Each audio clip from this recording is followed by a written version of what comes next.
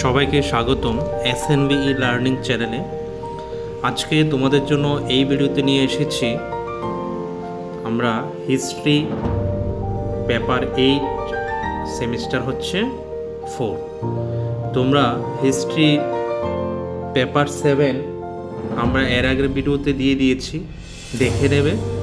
এবং 4th সেমিস্টারের জন্য একটা প্লে লিস্ট করা আছে, সেই প্লে লিস্টে গেলে তোমরা তোমাদের সমস্ত 4th সেমিস্টারে যে সাবজেক্টগুলো আমরা দিয়েছি সেগুলি সব কিছু পেয়ে যাবে। তাহলে চলো আজকে হিস্ট্রি পেপার 8 থেকে মেজর পেপার কি কি পড়তে হবে তোমাদের সেগুলো নিয়ে আজকে আলোচনা করব। এখানে ইউনিট এ তোমাদের সিলেবাস অনুযায়ী আমি ইউনিটগুলো লিখেছি। Unit A B C D করে আছে সিলেবাসে, সেই জন্য এ বি সি ডি করেই দিয়েছি। ইউনিট এতে আমরা টোটাল 3টা প্রশ্ন রেখেছি।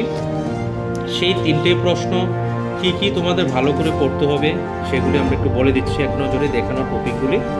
এখানে দেখতে পাচ্ছ প্রথমে আমরা যেটা রেখেছি তোমরা অ্যাংলো চাইনিজ বা first and second Anglo Chinese বলতে পারো, অথবা ওহিপেন যুদ্ধের কারণ ওপিয়াম যুদ্ধ যেটা, সেই দুটো কথা একই। First and second Anglo Chinese war আর ওপিয়াম ওয়ার মানে ওহিপেন যে যুদ্ধ, দুটো সেম কথা। এটার উপর একটা কোয়েশ্চেন দিয়েছি।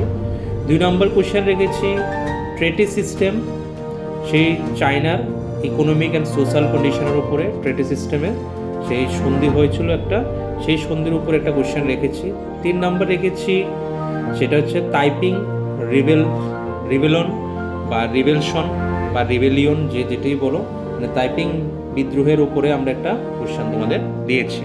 এখান থেকে 3টে প্রশ্নই তোমরা ভালো করে পড়ার চেষ্টা করবে। এই 3টে থেকে তোমাদের পরীক্ষায় ইউনিট ওয়াইজে 2টো প্রশ্ন আসে, হয়তো দুটোই কমন পেয়ে যেতে পারে, নতুবা যে কোনো একটা তোমরা পেয়ে যাবে। তাহলে চলো নেক্সট ইউনিট বিতে। ইউনিট বিতে আমরা সেখানেও 3টে প্রশ্ন রেখেছি। সেই 3টে প্রশ্ন কী কী একবার দেখে নাও। সেখান থেকে মে 4th উপর একটা কোয়েশ্চেন রেখেছি আমরা, মে 4th মুভমেন্ট চাইনিজ হিস্ট্রির মধ্যে, সেটা ক্যারেক্টারিস্টিক সিগনিফিকেন্স এগুলো আছে। তারপরে রেখেছি role of communist party of China, সেই চায়নার কমিউনিস্ট পার্টির উপর একটা রেখেছি। তারপর রেখেছি কোমিনতাংয়ের উপর একটা প্রশ্ন রেখেছি, সেই কোমিনতাং প্রশ্ন এবং কমিউনিস্ট পার্টির প্রশ্ন এবং মে 4th প্রশ্ন। ঠিক আছে, সুতরাং এখান থেকেও যে 3টে প্রশ্ন দিয়েছি সেগুলি সবগুলি দেখার চেষ্টা করবে। তারপরে চলে যায় ইউনিট সিতে। ইউনিট সিতে 4টে প্রশ্ন আছে, সেগুলি কি কি? একটা হচ্ছে how the door Japan open ডোরের উপরে জাপানের, সেটা হচ্ছে কমিউনিটি পেরি, সেই কমিউনিটি পেরির উপরে একটা প্রশ্ন দিয়েছি। পেরি মিশন ওপেনিং জাপান সেটাও দিয়েছি। সেটার সঙ্গে শাগন্তি একটা প্রশ্ন অ্যাড করা আছে, একটুখানি অ্যাড করে দিয়েছি। তারপরে দিয়েছি মেজি রেস্টোরেশনের উপর মেজি পুনঃপ্রতিষ্ঠা।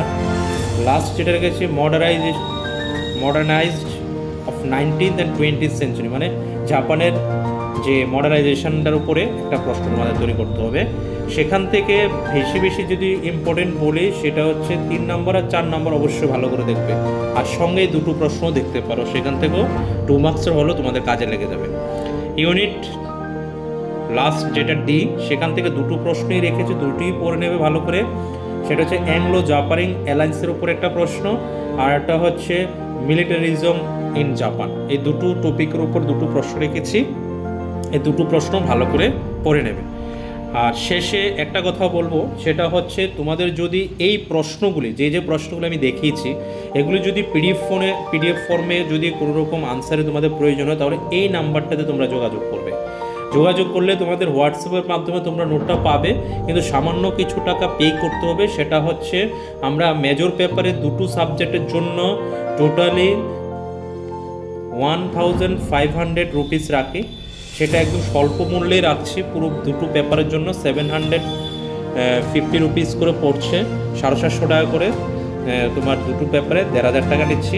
সেই 2টো পেপারের পুরো নোটস যা সাজেশনে দেখাচ্ছি সেই রকমভাবে তোমাদের আমরা একটা পিডিএফ ফর্মে দিয়ে দেবো, বা সেটা তুমি প্রিন্ট আউট বা লিখে তোমাদের মতো করে তোমরা পড়তে পারো। আর যদি তোমাদের কাছে সেই প্রশ্নগুলো আনসার থেকে থাকে, তাহলে অবশ্যই যে প্রশ্নগুলো আমি বলেছি সেগুলো তোমরা ভালো করে তৈরি করে নেবে।